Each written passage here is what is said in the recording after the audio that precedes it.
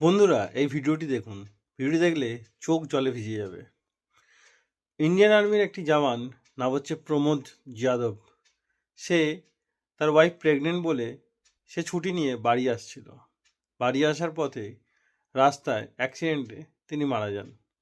শুধুমাত্র 32 বছর বয়স, জাস্ট ইমাজিন করুন। তো তাকে যখন নিয়ে আসা হয়, তার ওয়াইফ 8 ঘন্টা আগে একটি কন্যা সন্তান জন্ম দিয়েছে।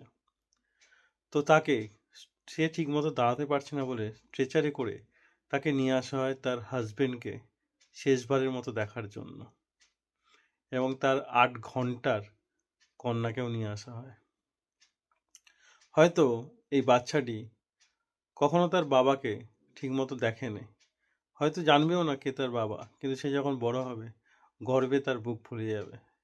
তার বাবা একটি ইন্ডিয়ান আর্মি জওয়ান ছিলেন, যিনি আমাদের জন্য, আমাদের রক্ষার জন্য সবসময় সবার আগে দাঁড়িয়ে থাকতেন। এটা ভেবেই হয়তো সেই বাচ্চাটির গর্বে বুক ফুলে যাবে, কিন্তু তার কষ্ট জাস্ট ভাবুন, সে তার বাবাকে কখনো পাবে না। যারা আমাদের সবসময় রক্ষা করেন, সেরকম একজন যে তার মেয়েকে নিজের বাবার ভালোবাসা দিতে পারলেন না, কিছু বলার ভাষা নেই। কতটা প্যাথেটিক ঘটনাটি। আমাদের জওয়ান হয়তো এরকমই হন, নিজের সন্তান এবং নিজের ওয়াইফের আগে নিজের মাতৃভূমি, নিজের দেশকে রাখে।